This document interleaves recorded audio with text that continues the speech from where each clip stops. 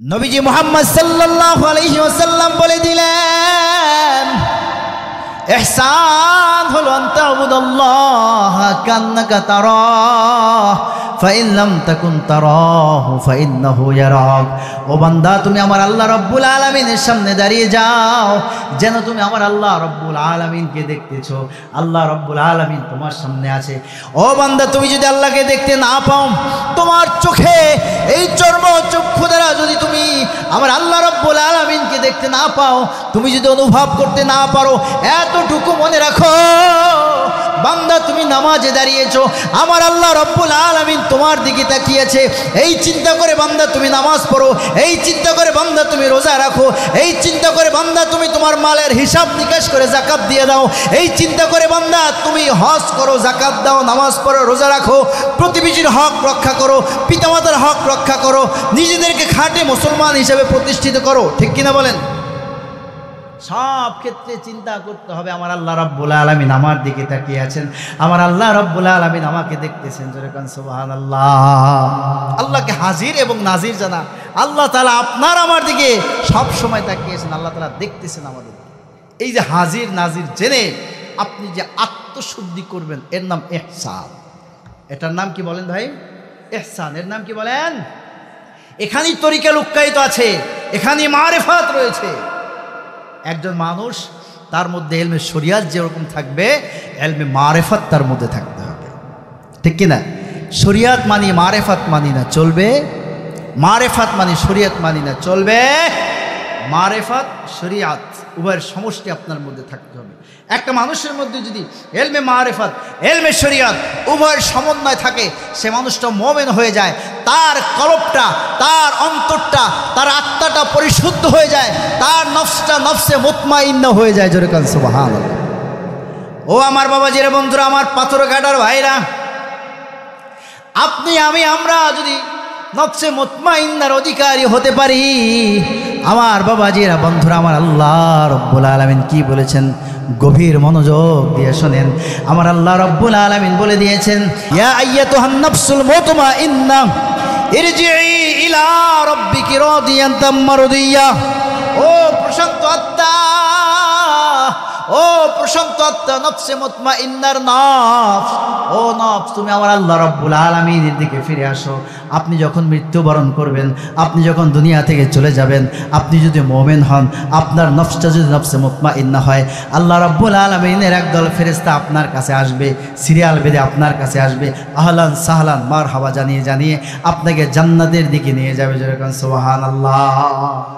আল্লাহ তাআলা বলেছেন, ইয়া আইয়াতুহান নাফসুল মুতমাইন্নাহ ইরজিই ইলা রাব্বিকি রাদিয়াতাম মারদিয়া। তুমি তোমার রবের দিকে আসো, তুমি রবের সন্তুষ্টির দিকে আসো। ফাদখুলি ফি ইবাদি ওয়াদখুলি জান্নাতি। বান্দা, তুমি ওই সকল বান্দাদের কাতারে শামিল হয়ে যাও যেই বান্দারা আল্লাহর জান্নাতে আছে। বান্দা, তুমি জান্নাতে চলে আসো। জোরে বলেন না সুবহানাল্লাহ, জোরে বলেন না সুবহানাল্লাহ। সেরকম একটা নফস আমাদের দরকার আছে না? সেরকম একটা আত্মার দরকার আছে না নাই? সেই আত্মাটাকে শুদ্ধ করতে হলে ইলমে শরিয়াত লাগবে, ইলমে তরিকত লাগবে, ইলমে শরিয়াত লাগবে, ইলমে মারিফাত লাগবে। উভয় সমন্বয় যখন আমরা করব, তখন আমরা এক একজন খাঁটি মুমিন হব, খাঁটি মুসলমান হয়ে যাব। কথা বলেন ঠিক কিনা? তো কয়টা বললাম? তিনটা: ইসলাম, ঈমান, ইহসান। হাদিসে জিবরিলে লম্বা হাদিস, হাদিসের জিবরিলের মধ্যে ইসলামের সংজ্ঞা দেওয়া হয়েছে, ঈমানের সংজ্ঞা দেওয়া হয়েছে। আমার বাবাজের বন্ধুরা, আল্লাহ তাআলা বলেছেন কি? ওয়ালা তামুতুন্না ইল্লা ওয়া আনতুম মুসলিমুন। বান্দা, তুমি খাঁটি মুসলমান না হইয়া মৃত্যুবরণ করো না। সুবহানাল্লাহ। খাঁটি মুসলমান কোন ব্যক্তি? যার মধ্যে ঈমান থাকবে, ইসলাম থাকবে। আল মুসলিমু মান সালিমাল মুসলিমুনা মিন লিসানিহি ওয়া ইয়াদিহি। খাঁটি মুসলমান ওই ব্যক্তি যার হাত ও মুখ থেকে অপর মুসলমান নিরাপদ থাকে। আপনি আপনার মুসলমান ভাইকে জবান দিয়ে কষ্ট দেবেন, চলবে না? চলবে। কথা দিয়ে কষ্ট দেওয়া যাবে, হাত দিয়ে কষ্ট দেওয়া যাবে, পা দিয়ে কষ্ট দেওয়া যাবে, চোখের ইশারা দিয়ে কষ্ট দেওয়া যাবে। মুসলমান কোনো মুসলমানকে কষ্ট দিতে পারে না। এজন্য আমরা কেউ কাউকে কষ্ট দেব না। ভ্রাতৃত্বের বন্ধনকে রক্ষা করবে ইনশাল্লাহ। কি পারবো ইনশাল্লাহ? কি পারবো ইনশাল্লাহ? আল্লাহ তাআলা কবুল করুন, বলুন আল্লাহুম্মা আমিন। لئن شكرتم لأزيدنكم ولئن কাফারতুম ইন্না আযাবি লাশাদীদ। বান্দা যখন দুনিয়ায় বেশি বেশি শুকরিয়া আদায় করে আমার আল্লাহ রব্বুল আলামিন ওই বান্দার উপরে খুশি হয়ে যায়। আল্লাহ রব্বুল আলামিন বান্দার জন্য নেয়ামতকে বাড়ায়া দেন। আমার আল্লাহ রব্বুল আলামিন বান্দার জন্য নেয়ামতকে অনেক অনেক অনেক গুণ বাড়ায়া দেন। জোরে বলেন সুবহানাল্লাহ। আল্লাহর নবী মুসা আলাইহিস সালাতু ওয়াস সালামের নাম শুনছেন? নবী মুসা আলাইহিস সালাতু ওয়াস সালাম আল্লাহর সাথে কথা বলতেন, একটা পাহাড়ের উপরে উঠে কথা বলতেন। নাম কি জানেন তো? কি নাম? তুর পর্বত। কোন পর্বত? তুর পর্বতে গিয়ে আল্লাহর নবী মুসা আলাইহিস সালাতু ওয়াস সালাম আমার আল্লাহ রব্বুল আলামিনের সাথে কথা বলতেন। আল্লাহর নবী মুসা আলাইহিস সালাতু ওয়াস সালাম যে পথ দিয়ে যেতেন সেই পথটা ছিল জঙ্গলের মাঝখান দিয়ে একটা পথ। আল্লাহর নবী মুসা আলাইহিস সালাতু ওয়াস সালাম তিনি একবার যাচ্ছিলেন, প্রতিমধ্যে দেখেন রাস্তার মাঝখানে দাঁড়িয়ে আছে একটা হরিণ। নবী মুসাকে দেখে ডানেও যায় না বামেও যায় না। মানুষ দেখলে সাধারণত পশু পাখি পালায়, কিন্তু হরিণ কোনো দিকে যায় না। আল্লাহর নবী মুসা আলাইহিস সালাতু ওয়াস সালাম ভাবলেন যে হয়তোবা টের পায় না। মুসা আলাইহিস সালাম একটু গলার আওয়াজ দিলেন, কিন্তু হরিণ কোনো দিকে যায় না। সুবহানাল্লাহ, এটা জোরে বলেন না সুবহানাল্লাহ। হরিণ কোনো দিকে যায় না। আল্লাহর নবী মুসা আলাইহিস সালাতু ওয়াস সালাম গেলেন, হরিণের সামনে যখন হাজির হয়ে গেলেন, হরিণের জবান খুলে গেল। হরিণ আল্লাহর নবী মুসা আলাইহিস সালাতু ওয়াস সালামকে সালাম দিলেন, আসসালাতু ওয়াসসালামু আলাইকা ইয়া মুসা কালিমাল্লাহ। মুসা আলাইহিস সালামকে সালাম দিলেন। মুসা আলাইহিস সালাতু ওয়াস সালাম জবাব দিলেন, কি খবর হরিণ, কি বলতে চাচ্ছ? হরিণ বললেন, মুসা তুমি তো আল্লাহর কাছে যাচ্ছ, তোমার কাছে একটা আবদার আছে। তুমি আল্লাহর কাছে যখন যাবে, আল্লাহর সাথে যখন কথা বলবে, একটা বিষয় একটু জেনে আসবে। হরিণ ডাক দিয়ে বললেন, ও মুসা,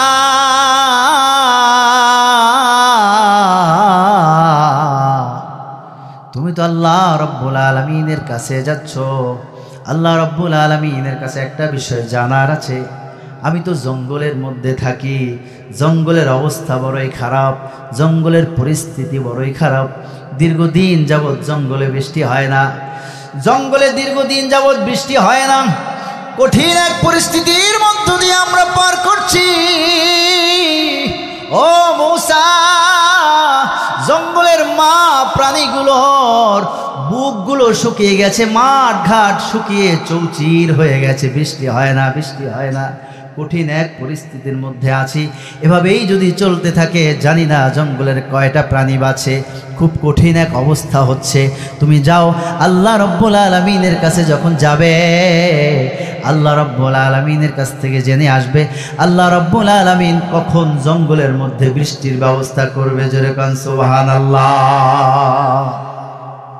কখন বৃষ্টির ব্যবস্থা করবে এই বিষয়টা তুমি একটু জেনে আসবে, আমাকে একটু জানাবে। সুবহানাল্লাহ, জোরে কান সুবহানাল্লাহ। আল্লাহর নবী মুসা আলাইহিস সালাতু ওয়াস সালাম আল্লাহর কাছে গেলেন। আমার আল্লাহ রব্বুল আলামিনের কাছে গেলেন। আল্লাহ রব্বুল আলামিনের সাথে বিভিন্ন বিষয় কথা হলো। এক ফাঁকে জিজ্ঞেস করলেন, আল্লাহ প্রতিমধ্যে আমাকে হরিণ পেয়ে বসেছিল, হরিণ আমাকে জানতে চেয়েছে জঙ্গলে কবে বৃষ্টি হবে। ওগো আল্লাহ রব্বুল আলামিন, আপনি একটু আমাকে বলে দেন, আমি যেন হরিণকে বলতে পারি, হরিণ যেন মনে একটু শান্তি পায়, সান্ত্বনা পায়। সুবহানাল্লাহ পড়েন। আল্লাহ রব্বুল আলামিন ডাক দিয়ে বললেন, ও মুসা, তুমি যাও হরিণকে বলে দিও আগামী 100 বছরের মধ্যে জঙ্গলের মধ্যে কোনো বৃষ্টির সম্ভাবনা না। কতদিন বলেন না ভাই, জোরে বলেন। 100 বছর কোনো বৃষ্টির সম্ভাবনা, 100 বছর কোনো বৃষ্টি হবে না। আল্লাহর নবী মূসা আলাইহিস সালাতু ওয়াস সালাম আল্লাহর কথা শুনলেন। আল্লাহ তাআলা যা বলবেন সেখানে আর কোনো কথা নাই, আছে প্রশ্ন আছে? আল্লাহর সিদ্ধান্ত চূড়ান্ত, আল্লাহর সিদ্ধান্ত চূড়ান্ত। সুবহানাল্লাহ পড়েন। আল্লাহ রাব্বুল আলামিন সিদ্ধান্ত দিলেন আগামী 100 বছরের মধ্যে কোনো বৃষ্টি নাই। আল্লাহর নবী মূসা আলাইহিস সালাতু ওয়াস সালাম তিনি মনে মনে পুরোপুরি খুশি হতে পারে নাই। আরে হরিণকে গিয়া কি বলবো, যদি বলি 100 বছর বৃষ্টি হবে না, এমনিতেই অবস্থা বড়ই খারাপ, এরপরে যদি এই কথা শুনে না জানিস তারও মন খারাপ হয়ে যায়। কিন্তু আল্লাহর সিদ্ধান্তের উপরে কোনো সিদ্ধান্ত, আল্লাহর কথার উপরে কোনো কথা নাই, ঠিক কিনা?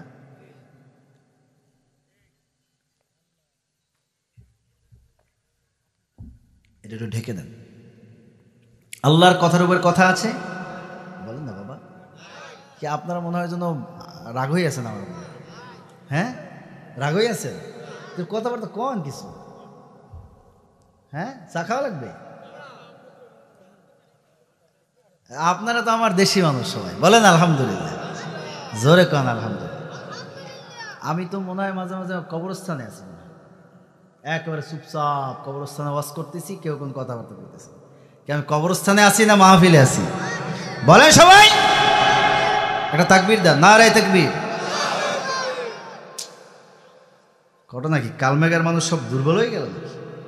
হ্যাঁ, নারে তাকবীর, দুই হাত তুলে নারে তাকবীর, নারে রিসালাত। আল্লাহ কবুল করেন, বলুন আল্লাহুম্মা। একটা চিৎকার দিয়ে সুবহানাল্লাহ বলবেন ইনশাআল্লাহ। পারবেন না ইনশাআল্লাহ? পড়েন সুবহানাল্লাহ, আর জোরে বলেন সুবহানাল্লাহ। এই আওয়াজ থাকতে হবে আমাদের, এই আওয়াজ থাকতে হবে ইনশাআল্লাহ। পারবেন না ইনশাআল্লাহ? আল্লাহ কবুল করেন, বলেন আল্লাহুম্মা আমিন, জোরে কান আল্লাহুম্মা আমিন। সাল্লাল্লাহু আলাইহি ওয়াসাল্লাম। তো আল্লাহর নবী মূসা আলাইহিস সালাম যখন ফেরত আসলেন, হরিণ তাকে সালাম দিলেন।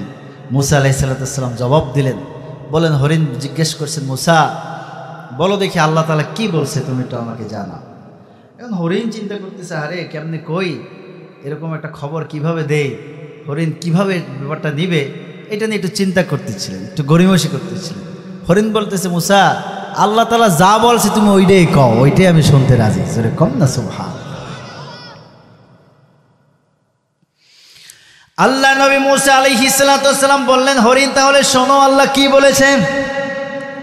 আমার আল্লাহ রাব্বুল আলামিন বলে দিয়েছেন, ও হরিণ, জঙ্গলের মধ্যে আগামী 100 বছরের মধ্যে কোনো বৃষ্টি হবে না, বৃষ্টি হবে তবে 100 বছর পরে হবে। হরিণ শোনার সাথে সাথে বলে আলহামদুলিল্লাহ। কি বলছে? জোরে কোন। হরিণ শোনার সাথে সাথে বলে আলহামদুলিল্লাহ। মূসা আলাইহিস সালামের কাছে মেজাজ খারাপ, যে বেটা বৃষ্টি তোর দরকার, এখন বৃষ্টি হবে 100 বছর পর, তুই কলি আলহামদুলিল্লাহ। এত খুশিতে এত আনন্দে আলহামদুলিল্লাহ যে বললি, ঘটনাটা কি, তুই কি বুঝছে আলহামদুলিল্লাহ কইছে, এটা একটু কহ। সুবহানাল্লাহ, আর জোরে কন না সুবহান, আর জোরে বলেন না সুবহান। হরিণ ডাক দিয়ে বলে, মূসা তোমার মনে হয় আমার প্রতি অনেক ভালোবাসা, দয়া, তুমি আমাকে অনেক ভালোবাসো, বৃষ্টি নেই আমার কষ্ট হচ্ছে দেখি তুমি কষ্ট পাচ্ছ, আমার আল্লাহ রাব্বুল আলামিন কি তোমার চেয়ে কম ভালোবাসে আমাকে? আমার আল্লাহর ভালোবাসা কি তোমার কাছে কম মনে হচ্ছে? যে আল্লাহ রাব্বুল আলামিনের এত ভালোবাসা, আমার আল্লাহ রাব্বুল আলামিনের কত ভালোবাসা শোনেন আমার ভাইরা, আমার বন্ধুরা, আমার বাবাজিরা। আল্লাহ রাব্বুল আলামিন দয়াকে, মায়াকে, ভালোবাসাটাকে 100 ভাগ করছেন। 100 ভাগ কয় ভাগ? 100 ভাগ করেছেন। 100 ভাগ করে আমার আল্লাহ রাব্বুল আলামিন মাত্র 1 ভাগ তাম দুনিয়ার মানুষের মধ্যে, তাম দুনিয়ার সৃষ্টি জীবের মধ্যে আল্লাহ তাআলা বন্টন করে দিয়েছেন। আর বাকি 99 ভাগ ভালোবাসা, দয়া, মায়া আমার আল্লাহ রাব্বুল আলামিন তার নিজের জন্য রেখে দিয়েছেন। জোরে কান সুবহানাল্লাহ। সেই দয়াময় আল্লাহ তাআলা যেহেতু বলেছেন 100 বছর পরে বৃষ্টি হবে, তাহলে আমি হরিণ মনে করি যে 100 বছর পরের বৃষ্টির মধ্যেই আমার এবং আমাদের জন্য কল্যাণ রয়েছে। জোরে বলেন সুবহানাল্লাহ, জোরে বলেন না সুবহানাল্লাহ। 100 বছর পরের বৃষ্টির মধ্যেই রয়েছে কি? কল্যাণ। তার মধ্যেই রয়েছে উপকার। আল্লাহর নবী মুসা আলাইহিস সালাতু ওয়াস সালাম অবাক হয়ে গেলেন। তিনি হরিণের কাছ থেকে বিদায় নিয়ে বাড়িতে চলে আসলেন। বাড়িতে এসে দরজার মধ্যে ঢুকলেন, ঘরের মধ্যে ঢোকার আগেই বৃষ্টি শুরু হয়ে গেছে। মুসা ঘরে আর উঠতে পারে নাই, বৃষ্টিতে ভিজে শেষ। আল্লাহকে ডেকে বলেন, আল্লাহ, ও আমার আল্লাহ, ও দয়াল আল্লাহ, আপনি বলেছেন 100 বছর পরে বৃষ্টি হবে, অথচ আমি বাড়িতেই আসতে পারলাম না, ঘরেও ঢুকতে পারলাম না, এর মধ্যেই আপনি বৃষ্টির ব্যবস্থা করে দিলেন। আল্লাহ, কারণটা কি, ঘটনাটা কি একটু খুলে বলেন। আমার আল্লাহ রাব্বুল আলামিন ডাক দিয়ে বলেন, ও মুসা, শুনে নাও, শুনে নাও, শুনে নাও। হরিণ যখন শুনলো 100 বছর পরে বৃষ্টি হবে, শোনার সাথে সাথে হরিণ বলেছে আলহামদুলিল্লাহ। কি বলেছে? এই যে আলহামদুলিল্লাহ বলেছে, এই শব্দটা উচ্চারণ করেছে মুসা, আমার কাছে এত ভালো লেগেছে, এত খুশি হয়েছি গো মুসা, আমার দয়ার সাগরে ঢেউ শুরু হয়ে গিয়েছে। আমি হরিণের জন্য, হরিণ এবং হরিণদের জন্য, সকলের জন্য এই মুহূর্তে বৃষ্টির ব্যবস্থা করে দিয়েছি। জোরে বলেন সুবহানাল্লাহ। সে কথাই আমার আল্লাহ তাআলা বলে দিয়েছেন, লাইন শাকারতুম লাযীদান্নাকুম ওয়া লাইন কাফারতুম ইন্না আযাবি লাশাদীদ। সুবহানাল্লাহ। পড়ে বান্দা দুনিয়ায় আল্লাহর শুকরিয়া যত আদায় করবে, আমার আল্লাহ রাব্বুল আলামিন বান্দার জন্য নিয়ামতকে বাড়ায় দেবেন। সুবহানাল্লাহ পড়েন। এজন্য বেশি বেশি শুকরিয়া আদায় করব কার? আল্লাহর শুকরিয়া আদায় করব কার? বলবো আলহামদুলিল্লাহ। কি বলবো? কি বলবো?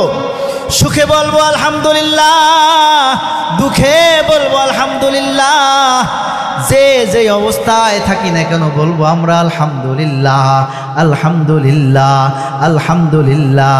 আমার আল্লাহ রাব্বুল আলামিন আমাদের জন্য নিয়ামত বাড়ায় দিবে। কয়েকদিন আগে ফেসবুকের মধ্যে দেখি নাস্তিক পাড়ায় আগুন লাগছে। কি লাগছে? আগুন লাগছে। ভারতে বসে তসলিমা নাসরিন সে লিখেছে যে কবে থেকে মানুষ ভালো থাকার জন্য আলহামদুলিল্লাহ পড়ে, তখন থেকেই দেশের অবস্থা 12টা। নাউজুবিল্লাহ, জোরে কর নাউজুবিল্লাহ। ওরা তো নাস্তিক, নাস্তিকদের তো গোবর গণেশ, মাথা হলো ফাঁকা। মাথা কি? মাথার মধ্যে কিছু নাই, যা দেখে না তা মানে না। হ্যাঁ, যা দেখে না, দুই নয়নে বিশ্বাস করে না গুরুর বচনে। নাউজুবিল্লাহ। আরে ভাই, আমরা কি সব দেখি? সব দেখি? কথা কয় না। দেখি আমরা। মাথা পাশে যদি ইট দিয়ে একটা বাড়ি দেই, ব্যথা আছে না নাই? ব্যথা দেখা যায়? কথা কয় না। বাতাস আছে না নাই? দেখা যায়? দেখা যায়। পেটে ক্ষুধা লাগে কি লাগে না? দেখা যায়। হ্যাঁ, অনুভব করা যায়। আরে বেটা, তোর মাথার উপর বাড়ি দিলে তুই অনুভব করতে পারো।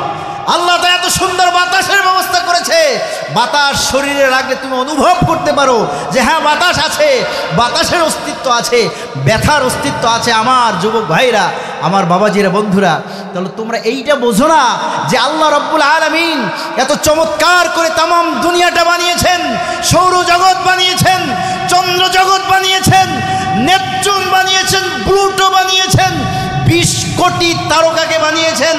আমাদের মাথার উপরে ছাদ দিয়েছেন আকাশ, আকাশের ফাঁকে ফাঁকে আমরা দেখি সুন্দর মিটি মিটি করে তারা জ্বলছে। এই তারাগুলো সৃষ্টি যিনি করেছেন তিনি হলেন মহান আল্লাহ, মহান রব। জোরে বলেন না সুবহানাল্লাহ। স্রষ্টা আছে না নাই? আল্লাহ আছে না নাই? তোরা বুঝবিও না, নেয়ামতও পাবি না, কপাল পোড়া। কথা কন ঠিক কিনা? জোরে বলেন ঠিক কিনা? বাংলাদেশে আর এক নাস্তিক কি জানি, রাখাল রাহা। হ্যাঁ, শুনছেন না আপনারা? শুনছেন? খবর আইছে। হ্যাঁ, আমার নবীকে নিয়ে কটূক্তি করেছে। অবশ্য সে মাপও চেয়েছে, কিন্তু নবীজিকে নিয়ে কটূক্তি যারাই করবে তাদের কোনো ক্ষমা নাই। 4 মাযহাবের ফতোয়া হলো, 4 মাযহাবের ফতোয়া, সমস্ত উলামায়ে কেরামের ইজমা হলো, যারা আমার নবীকে নিয়ে কটূক্তি করবে, নবীজির বিপক্ষে অবস্থান নিয়ে যারা কথা বলবে, তাদের একমাত্র শাস্তি হলো মৃত্যুদণ্ড, তাদের কোনো ক্ষমা নাই। কথা বলেন ঠিক কিনা? আরো জোরে বলেন ঠিক কিনা? তাদের কোনো ক্ষমা বাংলার জমিনে হবে? কোনো ক্ষমা নাই, কোনো মাফ নাই।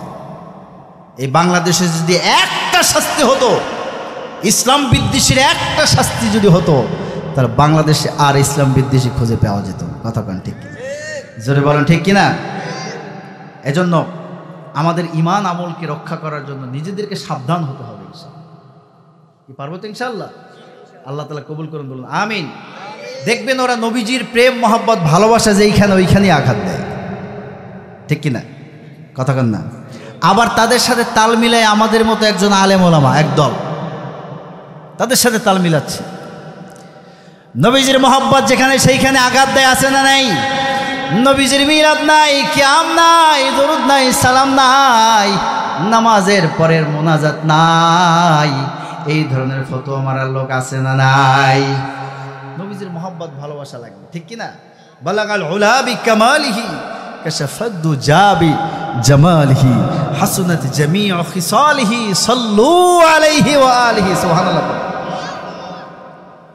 আল্লামা শেখ সাদি রহমাতুল্লাহি আলাইহি চমৎকার কবিতা লিখেছেন নবীজির শানে। বালাগাল উলা বিকামালিহি কাশাফাদ দুজাবি জামালিহি হাসনাত জামিউ খিসালিহি সাল্লু আলাইহি ওয়া আলিহি। শেষের লাইনটা লিখতে পারে নাই, 3 লাইন লিখছে। কলমটা থেমে গেছে, কি লাগবে কি লাগবে মনে আসতেছে না। ঘুমিয়ে পড়েছে আমার নবীজি মুহাম্মদ সাল্লাল্লাহু আলাইহি ওয়াসাল্লাম। স্বপ্নের মধ্যে এসে বলেন, ও সাদি তুমি লিখে দাও সাল্লু আলাইহি ওয়া আলিহি। জোরে কান সুবহানাল্লাহ। সাদির মতো আশিক হলে কবিতার শেষ লাইন না মিলিলে রসুল আমায় বলে দিতেন, রসুল আমায় বলে দিতেন সাল্লু আলাইহি। সুবহানাল্লাহ পড়েন। নবীজির কেমন আশিক ছিলেন আমার বাবা জিরা।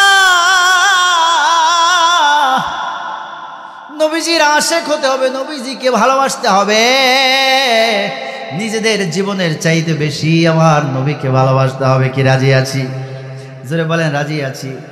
নবীজি মুহাম্মদ সাল্লাল্লাহু আলাইহি ওয়াসাল্লাম বলেছেন, লা ঈমানা লিমান লা মুহাব্বাতা লাহু। ওই মুহাম্মদ সাল্লাল্লাহু আলাইহি ওয়াসাল্লাম, ওই ব্যক্তির ঈমান নাই যেই ব্যক্তির হৃদয়ে নবীজির মহব্বত নাই, নবীজির প্রেম নাই, নবীজির ভালোবাসা নাই, তার মধ্যে ঈমান নাই, ঈমান নাই, ঈমান নাই। কথা কান ঠিক কিনা? ঈমানটাকে পরিপূর্ণ করতে হলে নবীজিকে ভালোবাসতে হবে। কাকে ভালোবাসতে হবে? জোরে বলেন কাকে ভালোবাসতে হবে? নবীজিকে ভালোবাসতে হবে। লা ইউমিনু আহাদুকুম হাত্তা আকুনা আহাব্বা ইলাইহি মিন ওয়ালিদিহি ওয়া ওয়ালাদিহি ওয়ান নাসি আজমাইন। ওই ব্যক্তি পরিপূর্ণ মুমিন হতে পারবে না যতক্ষণ পর্যন্ত না ব্যক্তি তার নিজের জীবনের থেকে, তার সন্তান থেকে, বাবা মা থেকে, পৃথিবীর সমস্ত মানুষ থেকে আমার নবীজিকে ভালোবাসতে না পারবে, ততক্ষণ পর্যন্ত ওই ব্যক্তি পরিপূর্ণ মুমিন হতে পারবে না। নবীজির ভালোবাসা সবার উপরে রাখতে হবে। কি পারবো না ইনশাল্লাহ? ভালোবাসবো তো। যারাই নবীকে ভালোবেসেছে তারাই জুয়েল হয়েছে, স্বর্ণের মতো হয়ে গিয়েছে। সুবহানাল্লাহ পড়েন। নবীজিকে আমাদের ভালোবাসতে হবে। এই প্রাণের কাঁদিয়ে নেই গোমান, দেখছেন সব জায়গায় ভেজাল। ভেজাল আছে না? নাই? থাকবে না।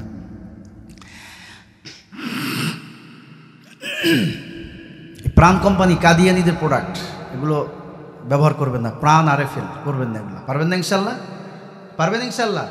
প্রাণ আরএফএল 2টা কোম্পানি মাঝখানে বলে দিলাম যেহেতু নজরে চলে আসছে। এবার জুস খায়, জুস না, জুস এগুলো খাবেন না, খবরদার। জুস যে খুব বাজে অবস্থা, বাজেভাবে তৈরি করে জুস। বাচ্চাদেরকে খাওয়ান, বাচ্চাদের খাওয়ান মানে হায়াত কমাই দিচ্ছেন। কোনো জুস এগুলো খাওয়াবেন না বাচ্চাদেরকে ইনশাল্লাহ। কি পারবেন ইনশাল্লাহ? আল্লাহ তাআলা তৌফিক দিক, বলুন আল্লাহুম্মা আমিন। জোরে কান আলহামদুলিল্লাহ। নবীজিকে ভালোবাসতে হবে জীবনের চাইতে বেশি। কি রাজি আছি? কথা কন না, কি রাজি আছি তো ইনশাআল্লাহ? আল্লাহ তাআলা তৌফিক দান করুন, বলুন আমিন। নবীজিকে ভালোবাসবো জীবনের চাইতে বেশি। আমি আমার নিজের জীবনের থেকে, সন্তান থেকে, পৃথিবীর সমস্ত মানুষ থেকে যতক্ষণ পর্যন্ত না আমি আমার নবীজিকে ভালোবাসতে না পারবো, ততক্ষণ পর্যন্ত পরিপূর্ণ মুমিন বলার কোনো সুযোগ থাকবে না। ঠিক কিনা বলেন? যে নবীজিকে যত ভালোবেসেছে সে তত উন্নত হয়েছে, তার নাম ইতিহাসের পাতায় স্বর্ণাক্ষরে লেখা হয়েছে। জোরে বলেন সুবহান। আর জোরে বলেন সুবহানাল্লাহ। ইমাম মালিক রাহমাতুল্লাহি আলাইহির নাম শুনেছেন? ইমাম মালিক এক মাযহাবের ইমাম ছিলেন। ইমাম মালিক এখনো মদিনা মুনাওয়ারায় মালিকি মাযহাব চলমান। মালিকি মাযহাব অনুযায়ী মদিনা মুনাওয়ারা পরিচালিত হয়। সুবহানাল্লাহ বলেন। ইমাম মালিক রাহমাতুল্লাহি আলাইহি জীবনের 40টা বছর কাটিয়েছেন মক্কা মুকাররমায়। কয় বছর? 40 বছর পার করেছেন মক্কা মুকাররমায়। মনে মনে ভাবছেন, আহারে আমি যদি মদিনা মুনাওয়ারায় আমার জীবনের শেষ সময়টুকু কাটাতে পারতাম তাহলে কতই না ভালো হতো। সেই চিন্তা করে মক্কা থেকে বিদায় হয়ে মদিনা মুনাওয়ারায় চলে আসছেন। জীবনের শেষ সময়গুলো মদিনা মুনাওয়ারায় কাটাবেন এবং তার যদি মৃত্যু হয় সেটাও যেন মদিনার মাটিতে তাকে যেন দাফন করা হয়। কাল কিয়ামতের ময়দানে, হাসরের ময়দানে যখন উঠতে হবে, আবার নবীজির সাথে, নবীজির পিছনে পিছনে যেন হাসরের ময়দানে উঠতে পারে, সেই জন্য তিনি মদিনা মুনাওয়ারা থেকে শেষ বয়সে আর বের হয় নাই। জোরে কোন সুবহানাল্লাহ। নবীজির কত বড় আশিক ছিল, কত বড় প্রেমিক ছিল ইমাম মালিক। কিয়ামত পর্যন্ত যতদিন পৃথিবী থাকবে ততদিন ইমাম মালিকের নাম মানুষ স্মরণ করবে। কথা বলেন ঠিক কিনা? ইমাম মালিক রাহমাতুল্লাহি আলাইহি মদিনা মুনাওয়ারায় চলে আসছেন। হজের মৌসুম যখন শুরু হয়ে যায়, মানুষগুলো যখন সাদা কাপড় ইহরাম বেঁধে মক্কার দিকে রওনা হয়, ইমাম মালিকের মনে মনে চায়, আরে আমি যদি মক্কায় একটু যেতে পারতাম, একটু উমরা করতে পারতাম, আবার আমি চলে আসতাম। কিন্তু যাওয়ার নিয়ত করেন, আবার মনে মনে ভাবেন, আরে আমি যদি মদিনার দরবার থেকে বের হয়ে যাই, মদিনার শহর থেকে যদি বের হয়ে যাই, আর যদি আমার কাছে আজরাইল চলে আসে, আমি যদি মৃত্যুর কোলে ঢলে পড়ি, তাহলে তো মদিনার মাটিতে আমাকে দাফন করা হবে না। সুবহানাল্লাহ। কেমন আসে মদিনার মাটিতে ঘুমাবে, জান্নাতুল বাকিতে ঘুমাবে। আল্লাহ তাআলা তার দোয়া কবুল করেছেন। তার মাজার, তার পবিত্র মাকবারা রয়েছে জান্নাতুল বাকির মধ্যে। সুবহানাল্লাহ পড়েন। ইমাম মালিক রাহমাতুল্লাহি আলাইহি তিনি ভাবছেন, আমি যদি একটু জানতে পারতাম কতদিন বাঁচব, যদি একটু জানতে পারতাম কতদিন দুনিয়ায় বাঁচব, তাহলে আমি সেই সময়ের মধ্যে একটু মক্কা শরীফ গিয়ে আবার মদিনায় চলে আসতাম। সুবহানাল্লাহ। কি কেউ জানেনি কয়দিন বাঁচবেন? কথা কয় না। আপনারা জানেন? কে কে জানেন হাত তোলেন। কেউ জানেন না? কেউ জানি না আমরা, দুনিয়ার কেউ জানে না। ইমাম মালিক রাহমাতুল্লাহি আলাইহি তিনি যেহেতু জানতে পারেন নাই, আমরা আর জানার সুযোগ আসেনি ভাই। কথা কন না? আছে? মরণ লাগবে কিনা, কি কখন চলে যাবো আল্লাহই ভালো জানেন। ঠিক কিনা বলেন? ইমাম মালিক রাহমাতুল্লাহি আলাইহি রাতে যখন ঘুমাতে যাবেন, মনে মনে ইস্তেখারার নিয়ত করছেন, যাহারে আমি একটু ঘুমাবো, দেখি আল্লাহ তাআলা আমাকে একটু দেখাই দেয় কিনা, কবে মরবো আমি, কবে মারা যাব, কবে মৃত্যুবরণ হবে। ইমাম মালিক এই চিন্তা করে ইস্তেখারার নিয়ত করে ঘুমালেন। রাতে স্বপ্নের মধ্যে দেখেন আমার দয়াল নবীজি ইমাম মালিকের কাছে এসে হাজির হয়ে গেছেন।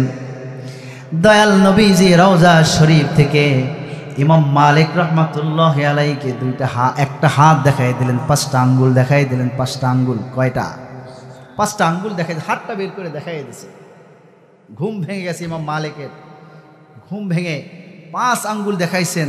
ইমাম মালিক তো জানতে চাইছিলেন কতদিন বাঁচবে, তো 5 আঙ্গুল যেহেতু দেখাইছেন, এখন তিনি হিসাব মিলাতে পারছেন না বাঁচবে কয়দিন, 5 দিন নাকি 5 সপ্তাহ নাকি 5 মাস নাকি 5 বছর। সুবহানাল্লাহ পড়েন। কতদিন বাঁচবে? 5 দিন, 5 মাস, 5 সপ্তাহ নাকি 5 বছর বাঁচবে, স্বপ্নের কোনো তাবির করতে পারছেন না। ইমাম মালিক রহমাতুল্লাহি আলাইহি খাদেমকে ডাকলেন, ও খাদেম, ও খাদেম, তুমি যাও ইবনু শিরিনের কাছে চলে যাও। ইবনু শিরিনের কাছে গিয়ে জিজ্ঞাসা করো যে অমুক এক ব্যক্তি, মদিনার এক ব্যক্তি স্বপ্ন দেখছে, আমার নাম বলবা না, বলবা এই স্বপ্নের তাবির কি। খাদেম চলে গেলেন ইবনু শিরিনের কাছে, বলছেন মদিনার এক আলেম স্বপ্ন দেখেছে দয়াল নবীজি রওজা শরীফ থেকে হাত বের করে দিয়ে 5টা আঙ্গুল দেখাই দিয়েছেন। ইবনু শিরিন বলতেছেন এই স্বপ্ন মদিনার মাটিতে বর্তমানে যারা আছেন এর মধ্যে ইমাম মালিক ছাড়া এরকম কোনো স্বপ্ন কেউ দেখতে পারে না। এমন এক স্বপ্ন ইমাম মালিক ছাড়া এই স্বপ্ন দেখা কারো পক্ষে সম্ভব না। সে তো বুঝে ফেলছে, তার রাডারে ধরা পড়ে গেছে।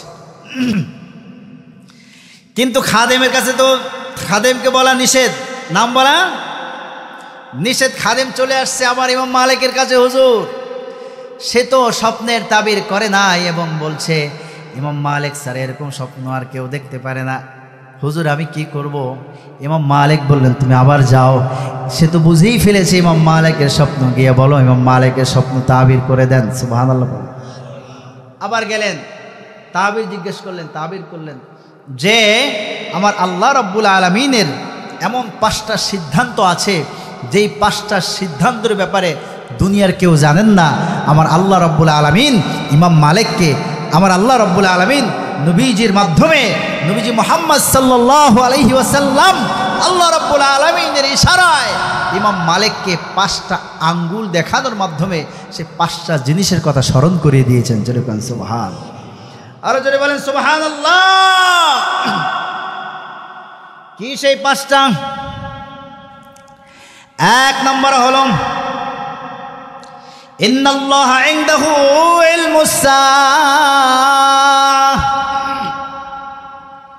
কিয়ামত কখন সংঘটিত হবে এই ইলম একমাত্র আমার আল্লাহ রাব্বুল আলামিনের কাছে আছে, দুনিয়ার কোনো মানুষ জানে না।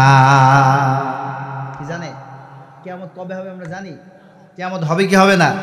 কিয়ামত হবে, কিন্তু সেটা কবে হবে একমাত্র আল্লাহই ভালো জানে, ঠিক কিনা বলেন? কিয়ামতের ইলম একমাত্র আল্লাহর কাছে। 2 নম্বর হলো ওয়ায়ুনাজ্জিলুল গাইস, বৃষ্টি কখন হবে, কোথায় বৃষ্টি হবে কেউ জানে না, জানে কে?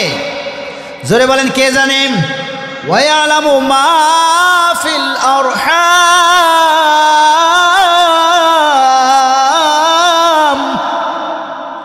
মাতৃগর্ভের মধ্যে ছেলে নাকি মেয়ে আছে একমাত্র আল্লাহ তাআলা ভালো জানেন, দুনিয়ার কেউ জানেন না, ঠিক কিনা বলবেন? এখন তো আলট্রাসাউন্ডগ্রাম করে জানা যায় ছেলে নাকি মেয়ে। কখন জানা যায়? যখন আকৃতি হয় তখন, ঠিক কিনা? আকৃতি হওয়ার আগে কেউ বলতে পারে? কথা বলেন না। কিন্তু আমার আল্লাহ রাব্বুল আলামিন তিনি তো জানেন, যার সন্তান তাকে সৃষ্টি করার আগেও আল্লাহ তাআলা জানেন যে তার কি হবে, ছেলে হবে নাকি মেয়ে হবে। কথা বলেন ঠিক কিনা? জোরে বলেন ঠিক কিনা? এই গেল 3 নম্বর। এরপরে ওমা তাদরি নাফসুম মাযা তাকসিবু গাদা, বান্দা আগামীকাল কি খাবে দুনিয়ার কেউ জানে না, একমাত্র আল্লাহ রাব্বুল আলামিন ভালো জানেন, ঠিক কিনা? কোন আপনি সুন্দর করে খাবার আটকায় রাখেন, ফ্রিজের মধ্যে ঢুকায় রাখেন, কিন্তু আগামীকাল খেতে পারবেন কোনো নিশ্চয়তা আছে? কথা বলেন না, আছে নাই? আগামীকাল আপনি কি খাবেন, আগামীকাল আপনি কি করবেন, আগামীকাল আপনি কোথায় যাবেন, কি অবস্থায় আপনি মরে যাবেন, এটা একমাত্র আল্লাহই ভালো জানে। কথা বলেন ঠিক কিনা? জোরে বলেন ঠিক কিনা? এরপরে হলো আমা তাদরি নাফসুন বিআইয়ি আরদিন তামুত, কোন জমিনে মানুষ মৃত্যুবরণ করবে একমাত্র আল্লাহই ভালো জানেন, দুনিয়ার কোনো মানুষ জানেন না, দুনিয়ার কোনো মানুষ জানেন না, দুনিয়ার কোনো মানুষ জানেন না। জোরে কোন সুবহানাল্লাহ। মৃত্যু কখন কার হবে জানে কে? বলেন ভাই, কে জানে? একমাত্র আল্লাহ রাব্বুল আলামিন ভালো জানেন।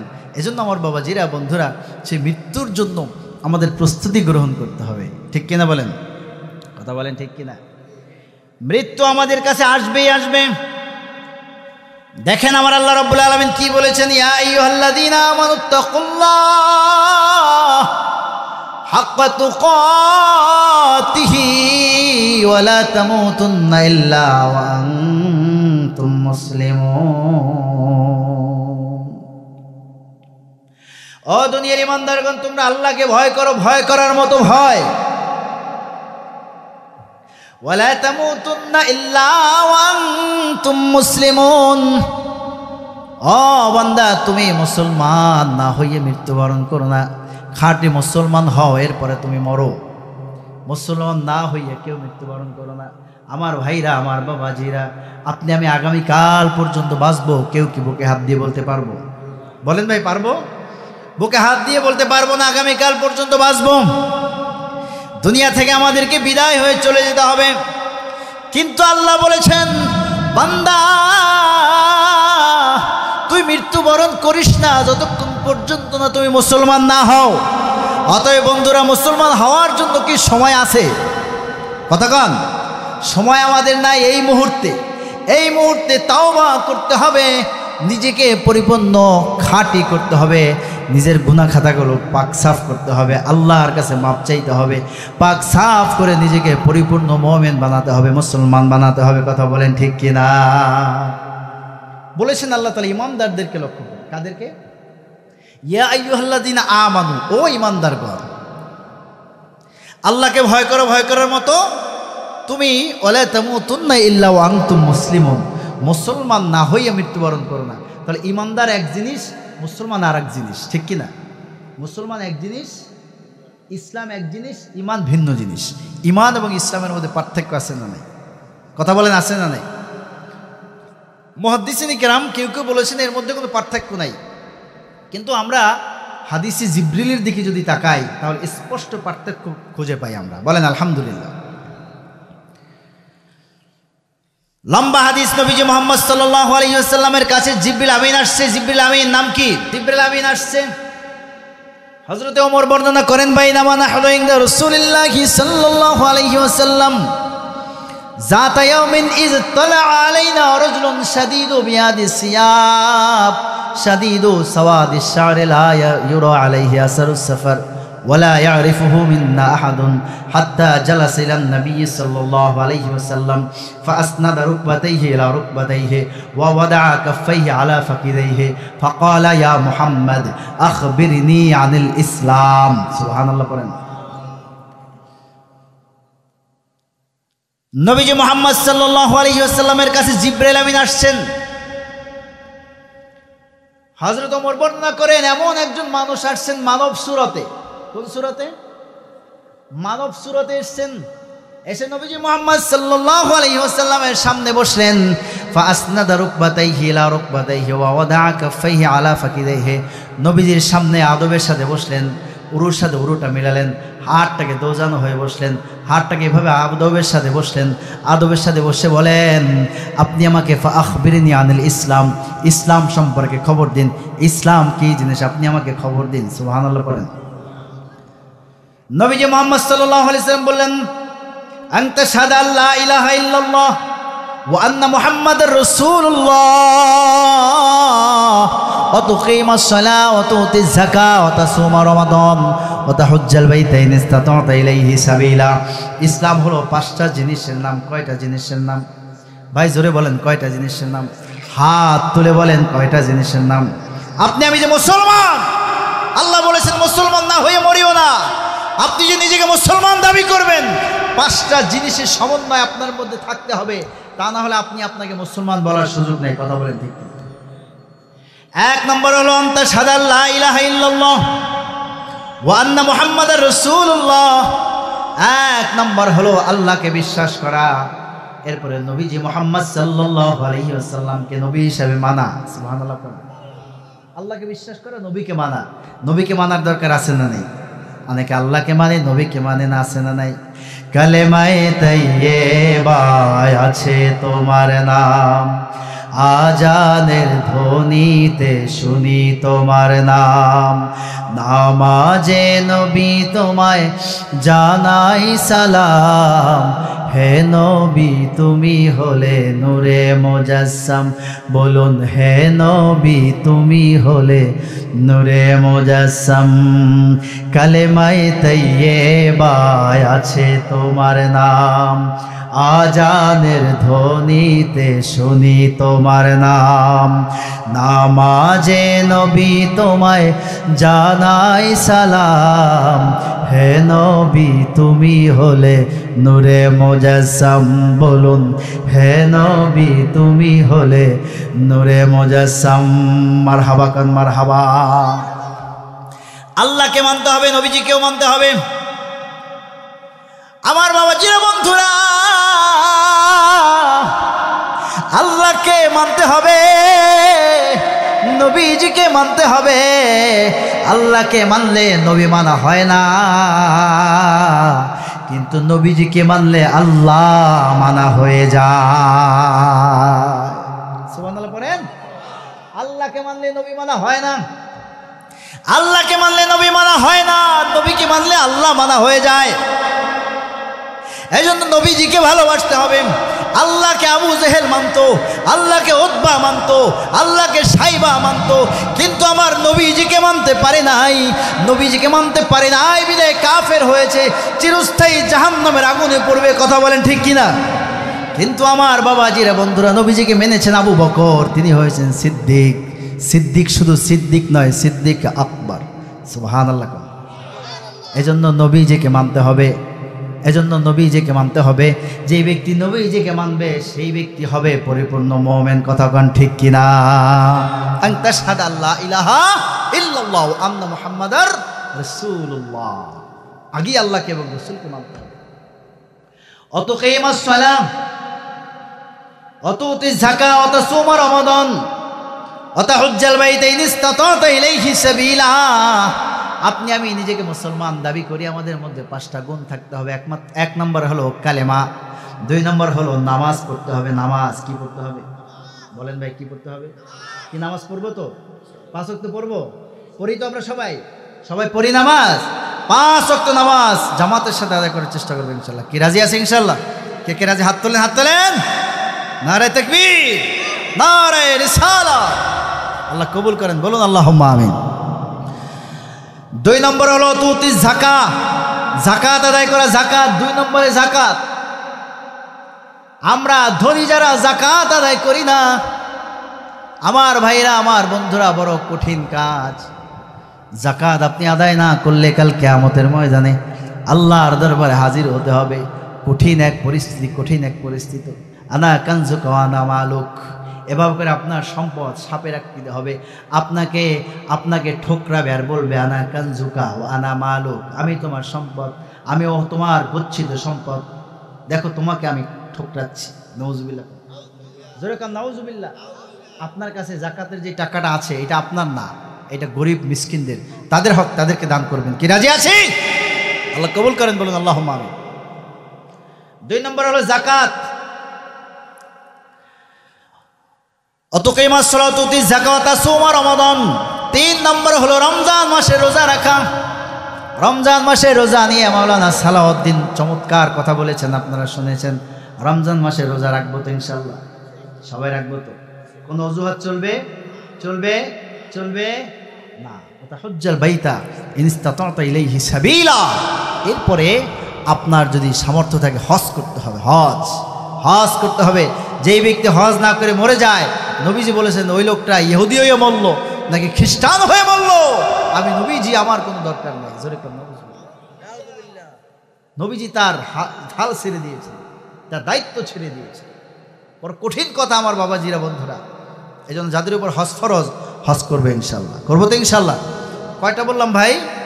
5টা বললাম। এই 5টা হলো ইসলামের মূল ভিত্তি। এই 5টার উপরে আমাদের স্থির থাকতে হবে। কি রাজি আছি? আল্লাহ বলছেন তুই মরিস না যতক্ষণ পর্যন্ত না মুসলমান না হও। আর আপনি মুসলমান যদি হতে হয় 5টা আমল আপনাকে করতেই হবে। আপনি 5টা আমল ছাড়া যদি কবরে চলে যান, আপনার অবস্থা বড়ই ভয়ঙ্কর হবে। কথা বলেন ঠিক কিনা? এরপরে জিবরিল আমিন বলেছেন ফাআখবিরনি আনিল ঈমান, ঈমান সম্পর্কে খবর দাও। নবীজি মুহাম্মদ সাল্লাল্লাহু আলাইহি ওয়াসাল্লাম বলেছেন আনতুমিনা বিল্লাহি ওয়া মালাইকাতিহি ওয়া কুতুবিহি ওয়া রাসূলিহি ওয়াল ইয়াউমিল আখির ওয়াল কদরি খায়রিহি ওয়া শাররিহি। ঈমান হলো আল্লাহকে বিশ্বাস করা, ফেরেশতাদেরকে বিশ্বাস করা, রসুলদের প্রতি বিশ্বাস করা, কিতাবের উপর বিশ্বাস করা, তাকদীরের ভালো মন্দের উপরে বিশ্বাস করার নাম হলো ঈমান। সুবহানাল্লাহ বলেন। এরপরে জিবরাইল বলেন ফাখবিরনি আনিল ইহসান, ইহসান সম্পর্কে খবর দাও। ইহসান কি জিনিস? নবীজি মুহাম্মদ সাল্লাল্লাহু আলাইহি ওয়াসাল্লাম বলে দিলেন ইহসান হলো আন তা'বুদাল্লাহ কান্নাকা তারাহ ফাইন লাম তাকুন তারাহু ফাইন্নাহু ইয়ারাক। ও বান্দা, তুমি আমার আল্লাহ রব্বুল আলামিনের সামনে দাঁড়িয়ে যাও যেন তুমি আমার আল্লাহ রব্বুল আলামিনকে দেখতেছো। আল্লাহ রব্বুল আলামিন তোমার সামনে আছে। ও বান্দা, তুমি যদি আল্লাহকে দেখতে না পাও, তোমার চোখে এই চর্ম চক্ষু দ্বারা যদি তুমি আমার আল্লাহ রব্বুল আলামিনকে দেখতে না পাও, তুমি যদি অনুভব করতে না পারো, এতটুকু মনে রাখো বান্দা, তুমি নামাজে দাঁড়িয়েছো, আমার আল্লাহ রব্বুল আলামিন তোমার দিকে তাকিয়েছে। এই চিন্তা করে বান্দা তুমি নামাজ পড়ো, এই চিন্তা করে বান্দা তুমি রোজা রাখো, এই চিন্তা করে বান্দা তুমি তোমার মালের হিসাব নিকাশ করে যাকাত দিয়ে দাও, এই চিন্তা করে বান্দা তুমি হজ করো, যাকাত দাও, নামাজ পড়ো, রোজা রাখো, প্রতিবেশীর হক রক্ষা করো, পিতামাতার হক রক্ষা করো, নিজেদেরকে খাঁটি মুসলমান হিসেবে প্রতিষ্ঠিত করো। ঠিক কিনা বলেন? সব ক্ষেত্রে চিন্তা করতে হবে আমার আল্লাহ রাব্বুল আলামিন আমার দিকে তাকিয়ে আছেন, আমার আল্লাহ রাব্বুল আলামিন আমাকে দেখতেছেন। জোরে কান সুবহানাল্লাহ। আল্লাহকে হাজির এবং নাজির জানা, আল্লাহ তাআলা আপনার আমার দিকে সব সময় তাকিয়েছেন, আল্লাহ তাআলা দেখতেছেন আমাদের। এই যে হাজির নাজির জেনে আপনি যে আত্মশুদ্ধি করবেন, এর নাম ইহসান। এটার নাম কি বলেন ভাই? ইহসান। এর নাম কি বলেন? এখানেই তরিকা লুক্কায়িত আছে, এখানেই মারিফাত রয়েছে। একজন মানুষ তার মধ্যে এলমে শরিয়াত যেরকম থাকবে, এলমে মারিফাত তার মধ্যে থাকতে হবে। ঠিক কিনা? শরিয়াত মানি মারিফাত মানি না চলবে, মারিফাত মানি শরিয়াত মানি না চলবে। মারিফাত শরিয়াত উভয়ের সমষ্টি আপনার মধ্যে থাকতে হবে। একটা মানুষের মধ্যে যদি এলমে মারিফাত এলমে শরিয়াত উভয়ের সমন্বয় থাকে, সে মানুষটা মুমিন হয়ে যায়, তার কলবটা, তার অন্তরটা, তার আত্মাটা পরিশুদ্ধ হয়ে যায়, তার নফসটা নফসে মুতমাইন্না হয়ে যায়। জোরে কান সুবহানাল্লাহ। ও আমার বাবাজিরা, বন্ধুরা, আমার পাথর ঘাটার ভাইরা, আপনি আমি আমরা যদি নফসে মুতমাইন্নার অধিকারী হতে পারি, আমার বাবাজিরা, বন্ধুরা, আমার আল্লাহ রব্বুল আলামিন কি বলেছেন গভীর মনোযোগ দিয়ে শোনেন। আমার আল্লাহ রব্বুল আলামিন বলে দিয়েছেন, ইয়া আইয়াতুহান নাফসুল মুতমাইন্না ইরজিই ইলা রাব্বিকি রাদিয়াতাম মারদিয়া। ও প্রশান্ত আত্মা, ও প্রশান্ত আত্মা, নফসে মুতমাইন্নার নফস, ও নফস, তুমি আমার আল্লাহ রব্বুল আলামিনের দিকে ফিরে আসো। আপনি যখন মৃত্যুবরণ করবেন, আপনি যখন দুনিয়া থেকে চলে যাবেন, আপনি যদি মুমিন হন, আপনার নফসটা যদি নফসে মুতমাইন্না হয়, আল্লাহ রব্বুল আলামিনের একদল ফেরেশতা আপনার কাছে আসবে, সিরিয়াল বেঁধে আপনার কাছে আসবে, আহলান সাহলান মারহাবা জানিয়ে জানিয়ে আপনাকে জান্নাতের দিকে নিয়ে যাবে। যেরকম সুবহানাল্লাহ। আল্লাহ তাআলা বলেছেন, ইয়া আইয়াতুহান নাফসুল মুতমাইন্নাহ ইরজিই ইলা রাব্বিকি রাদিয়াতাম মারদিয়া। তুমি তোমার রবের দিকে আসো, তুমি রবের সন্তুষ্টির দিকে আসো। ফাদখুলি ফি ইবাদি ওয়াদখুলি জান্নাতি। বান্দা, তুমি ওই সকল বান্দাদের কাতারে শামিল হয়ে যাও যেই বান্দারা আল্লাহর জান্নাতে আছে। বান্দা, তুমি জান্নাতে চলে আসো। জোরে বলেন না সুবহানাল্লাহ, জোরে বলেন না সুবহানাল্লাহ। সেরকম একটা নফস আমাদের দরকার আছে না? সেরকম একটা আত্মার দরকার আছে না নাই? সেই আত্মাটাকে শুদ্ধ করতে হলে এলমে শরিয়াত লাগবে, এলমে তরিকত লাগবে, এলমে শরিয়াত লাগবে, এলমে মারিফাত লাগবে। উভয়ের সমন্বয় যখন আমরা করব, তখন আমরা এক একজন খাঁটি মোমেন হব, খাঁটি মুসলমান হয়ে যাব। কথা বলেন ঠিক কিনা? তো কয়টা বললাম? তিনটা: ইসলাম, ঈমান, ইহসান। হাদিসে জিবরিলে লম্বা হাদিস, হাদিসের জিবরিলের মধ্যে ইসলামের সংজ্ঞা দেওয়া হয়েছে, ঈমানের সংজ্ঞা দেওয়া হয়েছে। আমার বাবাজের বন্ধুরা, আল্লাহ তাআলা বলেছেন কি? ওয়ালা তামুতুন্না ইল্লা ওয়া আনতুম মুসলিমুন। বান্দা, তুমি খাঁটি মুসলমান না হইয়া মৃত্যুবরণ করো না। সুবহানাল্লাহ। খাঁটি মুসলমান কোন ব্যক্তি? যার মধ্যে ঈমান থাকবে, ইসলাম থাকবে। আল মুসলিমু মান সালিমাল মুসলিমুনা মিন লিসানিহি ওয়া ইয়াদিহি। খাঁটি মুসলমান ওই ব্যক্তি যার হাত ও মুখ থেকে অপর মুসলমান নিরাপদ থাকে। আপনি আপনার মুসলমান ভাইকে জবান দিয়ে কষ্ট দেবেন, চলবে না? চলবে। কথা দিয়ে কষ্ট দেওয়া যাবে, হাত দিয়ে কষ্ট দেওয়া যাবে, পা দিয়ে কষ্ট দেওয়া যাবে, চোখের ইশারা দিয়ে কষ্ট দেওয়া যাবে, মুসলমান কোনো মুসলমানকে কষ্ট দিতে পারে না। এজন্য আমরা কেউ কাউকে কষ্ট দেব না, ভ্রাতৃত্বের বন্ধনকে রক্ষা করবে ইনশাল্লাহ। কি পারবো ইনশাল্লাহ? কি পারবো ইনশাল্লাহ? আল্লাহ তাআলা কবুল করুন, বলুন আল্লাহুম্মা আমিন। আরো জোরে বলেন আল্লাহুম্মা আমিন। আমার বাবাজির বন্ধুরা, আমাদেরকে ভ্রাতৃত্বের বন্ধনকে মজবুত করতে হবে ইনশাআল্লাহ। আল্লাহ তাআলা কবুল করুন, বলুন আল্লাহুম্মা আমিন। জোরে বলেন আল্লাহুম্মা আমিন। আরো জোরে বলেন আল্লাহুম্মা আমিন। মৃত্যুবরণ করতে আল্লাহ তাআলা নিষেধ করেছেন, কিন্তু মৃত্যু আমার চলে আসবে, মৃত্যু আমাদের চলে আসবে। কথা বলেন ঠিক কিনা? মরণ থেকে যতই পালাও, মরণ তোমায় লইবে ঘিরি, যদিও সুদূর আকাশ পানে পালাও সেথায় লাগায় সিঁড়ি। ঠিক কিনা? মরণ থেকে পালানোর সুযোগ আছে ভাই? রে ভাই আছে? কথা বলেন না ভাই। মরণ এমন এক বস্তু, মরণ আমাদের কাছে আসবেই আসবে, মরণ আমাদেরকে গ্রাস করবেই করবে। মরণ থেকে পালানোর সুযোগ আমাদের নাই। কথা বলেন ঠিক কিনা? সে মরার সময় যদি আমরা দয়াল নবীজির দেখা পাই, দয়াল নবীজির মহব্বত পেয়ে যাই, দয়াল নবীজির ভালোবাসা পেয়ে যাই, তাহলে আমরা হব ভাগ্যবান। কথা বলেন ঠিক কিনা?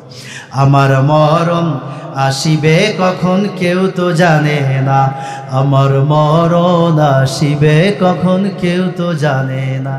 আমি চলে গেলে আমায় তোমরা ভুইলা যাইও না, আমি মরে গেলে আমায় তোমরা ভুইলা যাইও না। আমার মরণ আসিবে কখন কেউ তো জানে না, আমার মরণ আসিবে কখন কেউ তো জানে না। এই দুনিয়ায় চিরজীবন থাকার জায়গা না, অন্ধকার কবর যে আমার আসল ঠিকানা। এই দুনিয়ায় চিরজীবন থাকার জায়গা না, অন্ধকার কবর যে আমার আসল ঠিকানা। সবাই রেখে আমায় চলে যাবে, সঙ্গী হবে না, সবাই রেখে আমায় চলে যাবে, সঙ্গী হবে না। আমার মরণ আসিবে কখন কেউ তো জানে না, আমার মরণ আসিবে কখন কেউ তো জানে না। তোমার আমার কে আপন একটু ভাবনা, যিনি আপন তিনি কাঁদেন সোনার মদিনায়, যিনি আপন তিনি কাঁদেন সোনার মদিনায়। তোমার আমার কে আপন একটু ভাবনা, যিনি আপন তিনি কাঁদেন সোনার মদিনায়। তুমি সেই নবীজির দিদার পেতে চলো মদিনায়, তুমি সেই নবীজির দিদার পেতে চলো মদিনায়। আমার মরণ আসিবে কখন কেউ তো জানে না, আমার মরণ আসিবে কখন কেউ তো জানে না। ঠিক কিনা? আর যেরকম ঠিক কিনা? মরণ আমাদের কাছে আসবেই আসবে, আজ হোক কাল হোক। কারো মরণ আজ হবে, কারো মরণ কাল হবে। মরণ থেকে পালানোর জন্য সুদূর আকাশ পানেও যদি আমরা পালাতে চাই, তারপর আমাদের পক্ষে মরণ থেকে পালানো সম্ভব হবে না। তাফসীরের কিতাবের মধ্যে আসছে, এক মহিলা, ছোট্ট একটা বালক ছিল, তার দাস ছিল, দাস গোলাম ছিল, প্রেগন্যান্সি মহিলা, বাচ্চা হবে, বাচ্চা সম্ভব মহিলা। অসুস্থ হয়ে যখন পড়ল, বালকটাকে বলল, তুমি একটু আগুন নিয়ে আসো আমার জন্য। বালক আগুন আনতে গেল। আগুন আনতে যাওয়ার পর এক বুজুর্গর সাথে দেখা হলো। বুজুর্গ তাকে বলতেছে, হ্যাঁ বালক, তুমি এখানে কি করছো? আগুন নিতে আসছি। কি জন্য আগুন নিতে আসছো? আমার মনিব বাচ্চা প্রসব করবে, কঠিন এক পরিস্থিতি, আমি আগুন দিতে আসছি।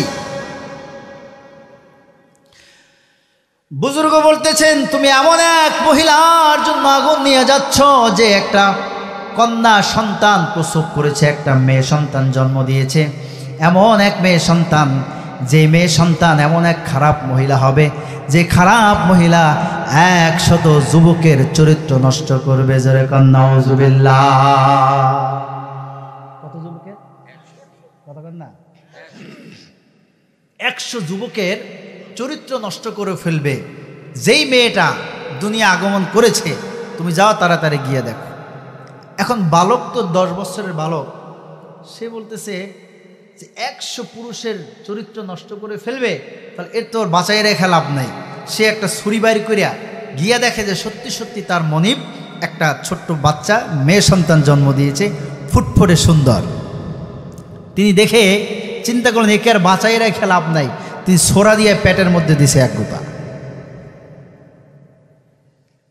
পেটের মধ্যে যখন আঘাত দিল, আঘাত দেওয়ার সাথে সাথে গোলাম সাথে সাথে হুঁশ ফিরে আসলো, আরে আমি কি করলাম। সে বড় হবে, 100 পুরুষের চরিত্র নষ্ট করবে, এরপরে না হয় তাকে শাস্তি দিতাম। সে তো মাত্র জন্মগ্রহণ করলো, তাকে মারাটা তো আমার ঠিক হয় নাই। তিনি ভুল বুঝতে পারলো, ছোরাটা ফেলে দিয়ে সেখান থেকে পালালো, দেশ ছেড়ে পালাইছে। এদিকে মায়ের তো বাচ্চা, মা দেখে আরে বাচ্চার পেটটা কেটে ফেলাইছে। সে অসুস্থ অবস্থায় আস্তে আস্তে করে তার বাচ্চার পেটটা সিলাই দিছে। আল্লাহ তাআলা তাকে বাঁচায় রাখছে। সুবহানাল্লাহ পড়েন। বাঁচে আল্লাহ, মারে আল্লাহ। রাখার মালিক কে? মারার মালিক কে? আল্লাহ হলেন রাখার মালিক, আল্লাহ হলেন মারার মালিক। সব কিছুর নির্ধারণ কে করেন? আল্লাহ। সব কিছু আমার আল্লাহ রাব্বুল আলামিন নির্ধারণ করেন। ও তো পালাইয়া দেশ ছেড়ে চলে গেছে। এদিকে মা তার ছোট্ট সন্তানটাকে, তাফসিরের কিতাবের মধ্যে এসেছে, মা তার ছোট্ট সন্তানটাকে আস্তে আস্তে করে লালন পালন করে বড় করছে। দীর্ঘদিন পার হয়ে গেছে, 15-16 বছর 20 বছর পার হয়ে গেছে। ওদিকে যুবক অন্য দেশে গিয়া তিনি চাকরি বাকরি করছে, কাজবাজ করে অনেক টাকা পয়সার মালিক হয়ে গেছে। তাফসিরের কিতাবের মধ্যে এসছে, কিতাব থেকে বলছি আমার বাবাজিরা, আমার বন্ধুরা, যুবক ভাবলো আরে আমার তো একটা বিয়ে করা দরকার। কি করা দরকার? বিয়ে করার জন্য আবার দেশে ফিরে আসছে, খোঁজ খবর লাগাইছে যে একটা মেয়ে দেখো আমার জন্য। খুঁজতে খুঁজতে খুঁজতে খুঁজতে মেয়ে একটা পাওয়া গেছে, সুন্দরী রূপসী মেয়ে পাওয়া গেছে।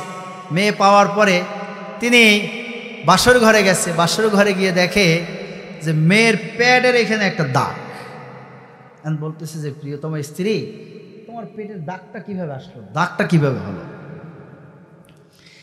স্ত্রী বলতেছে আমার স্বামী, প্রিয়তম স্বামী, আমার মায়ের 10 বছরের একটা বালক গোলাম ছিল। আমি যখন দুনিয়া আগমন করেছি, আমার পেটটাকে যখন আমি দুনিয়া আগমন করেছি, আমার সেই গোলাম আমার পেটের মধ্যে ছুরি ঢুকাই দিয়া পালাইছে। আজ পর্যন্ত তার কোনো খবর নাই। আর আজ পর্যন্ত তার কোনো খবর নাই। আজ পর্যন্ত তার কোনো খবর নাই। এখন যুবক যখন এই কথা শুনলো, তার তো মাথায় ধরা পড়ে গেছে, ঠিক কিনা? সাথে সাথে বলল যে তুমি এই কথা যেহেতু বললা, ঘটনা তো আরো একটা আছে। বুজুর্গ তো আমাকে কয়েকটা কথা বলেছিল, এর মধ্যে একটা ছিল তুমি 100 পুরুষের চরিত্র হরণ করবে। কত? 100। খুলে বলো ঘটনা কি? যুবতী বলতেছে প্রিয়তম স্বামী, আপনি যেহেতু জেনেই ফেলছেন, সত্যিকার অর্থেই আমি 100 পুরুষের সাথে আমি জেনায় লিপ্ত হয়েছি। জোরে বলে নাউজুবিল্লাহ। যুবক সাথে সাথে স্মরণ করলো ওই যে বুজুর্গ বলেছিল, বুজুর্গ আর একটা কথা বলেছিল সাথে সাথে, এই এমন এক মহিলা, একে তুমি মারতে পারবা না। এই মহিলা মারা যাবে মাকড়সার আঘাতে। কিসের আঘাতে? মাকড়সা তাকে মেরে ফেলবে, মাকড়সার আঘাতে মারা যাবে। কিন্তু আমি বুজুর্গের ওই কথাটা শুনি নাই, আমি তোমার পেটের মধ্যে আঘাত করছিলাম। এই কথা শোনার কারণে এদিকে যুবতী মহিলা কান্না শুরু করছে, স্বামী আমার, তুমি আমাকে মাফ করে দাও, আমি আল্লাহ রাব্বুল আলামিনের কাছে ক্ষমা চাই, আল্লাহ তাআলা আমাকে মাফ করে দেবেন, তুমি আমাকে মাফ করে দাও, আমাকে গ্রহণ করে নাও, আমাকে তুমি তালাক দিয়ে দিও না। সুবহানাল্লাহ। যুবক বলেন, ঠিক আছে, তুমি যদি ক্ষমাই চাও আল্লাহর কাছে, আমিও মাফ করে দিলাম, তোমার জন্য দোয়া করে আল্লাহ তাআলা যেন তোমাকে মাফ করেন। কিন্তু তোমাকে বাঁচাবো কিভাবে? বুজুর্গ তো বলেছিল মাকড়সার আঘাতে তুমি মারা যাবা, মাকড়সার আঘাতে তুমি মারা যাবা। বললেন, প্রিয়তম স্বামী, তোমার তো টাকা পয়সার অভাব নাই, সম্পদের অভাব নাই, আমার মৃত্যু থেকে তুমি পারো আমাকে রক্ষা করতে। বললে, কিভাবে রক্ষা করব? তুমি আমাকে একটা গ্লাস বানাও, গ্লাসের মতো একটা ঘর বানিয়ে দাও, যে ঘরের মধ্যে একটা পিঁপড়াও যেন প্রবেশ করতে না পারে, এরকম একটা ঘর বানাই দাও, সেই ঘরের মধ্যে আমি থাকব। স্বামীর তো টাকা পয়সার অভাব নাই, প্রিয়তম স্ত্রী একটা দাবি করেছে, আবদার করেছে, তার জন্য ঘর একটা বানাইছে, কাচের ঘর। কিসের ঘর? পিঁপড়াও ঢুকতে পারে না, কাচের ঘরে বসবাস করছে। একদিন স্বামী স্ত্রী দুইজন শুয়ে আছে, মাথার উপরে তাকায় দেখে যে উপর থেকে একটা মাকড়সা হেঁটে যাচ্ছে। কি কন, আজরাইল আছে না নাই? কথা কন না, আছে না নাই? আজরাইলের ঢোকার রাস্তা আছে না নাই? আপনি সব রাস্তা আটকাই দিলেও রাস্তা আছে না নাই? মরণ এমন এক জিনিস, মরণ থেকে যতই পালাও, মরণ তোমায় লইবে ঘিরি।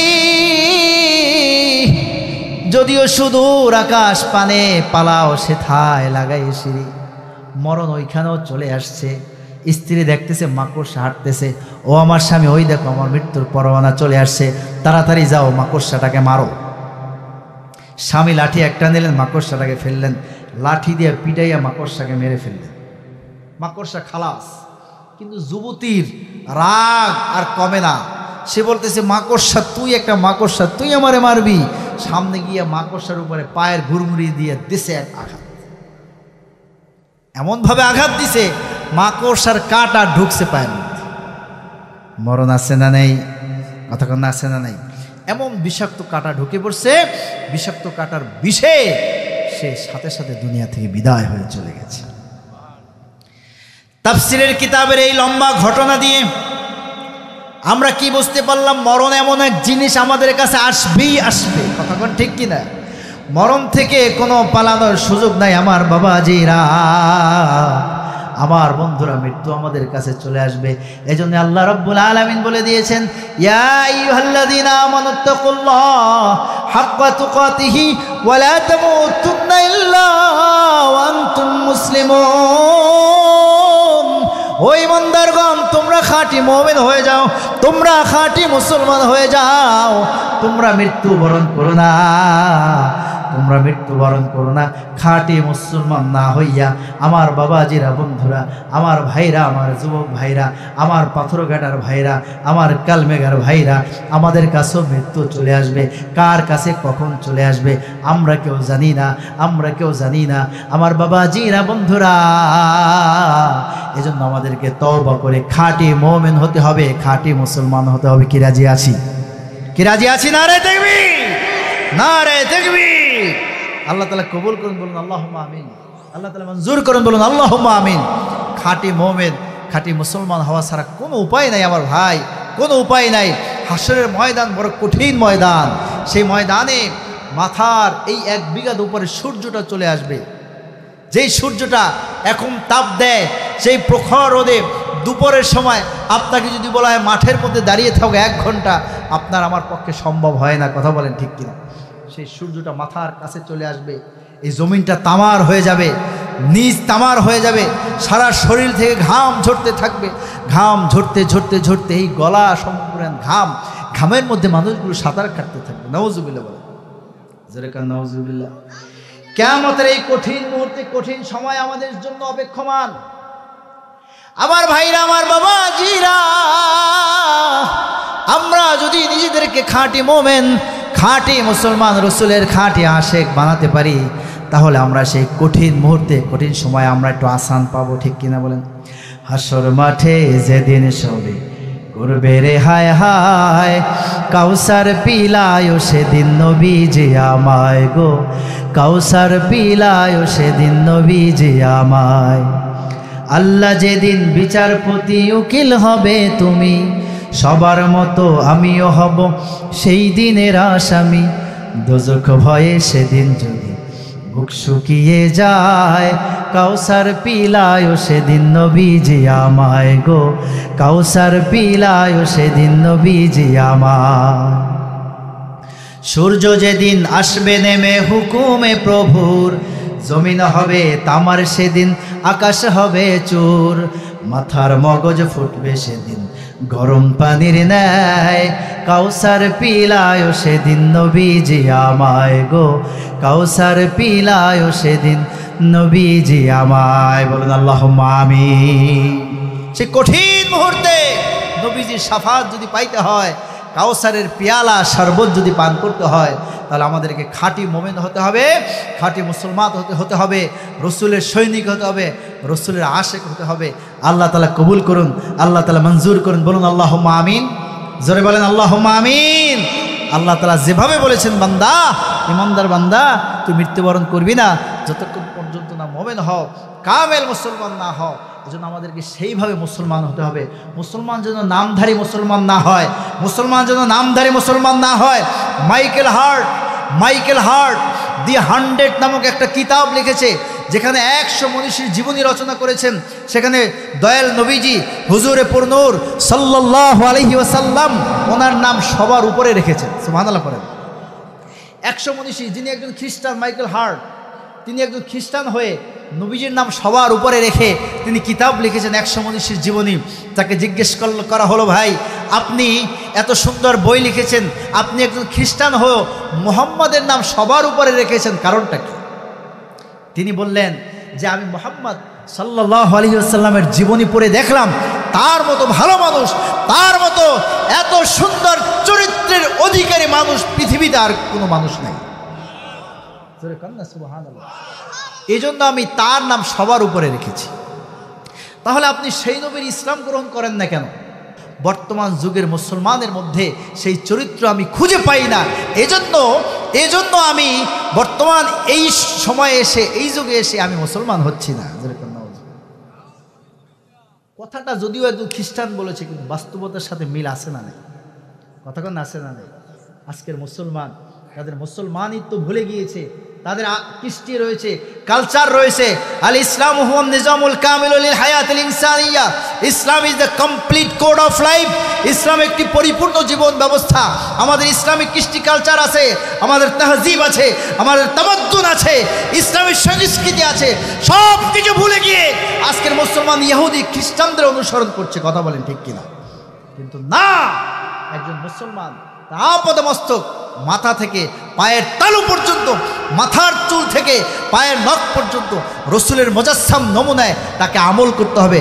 তার সুন্নতি দাড়ি থাকতে হবে, মাথায় সুন্নতি টুপি থাকতে হবে, গায়ে সুন্নতি জুব্বা থাকতে হবে, তার আদর্শ থাকতে হবে রসুলের আদর্শের মতো আদর্শ। কথা বলেন ঠিক কিনা? জোরে বলেন ঠিক কিনা? আজকের মুসলমান প্রতিবেশীর হক রক্ষা করে না, পিতামাতার হক রক্ষা করে না। আজকের মুসলমান মিথ্যা কথা বলে। কোন মুসলমান তো মিথ্যা কথা বলতে পারে? কোনো মুসলমান সুদ খাইতে পারে না, কোনো মুসলমান ঘুষ খাইতে পারে না, কোনো মুসলমান অন্যায়ের সাথে সংশ্লিষ্ট হতে পারে। আমাদেরকে খাঁটি মুমিন হতে হবে, খাঁটি মুসলমান হতে হবে। কি রাজি আছি? কি রাজি আছি? হাত তোলেন কে কে রাজি? নারে তাকবীর। আল্লাহ তাআলা আমাদের সকলকে খাঁটি মুমিন মুসলমান হয়ে দুনিয়া থেকে বিদায় হওয়ার তৌফিক দান করুন। বলুন আল্লাহুম্মা আমিন। আর জোরে বলুন আল্লাহুম্মা আমিন।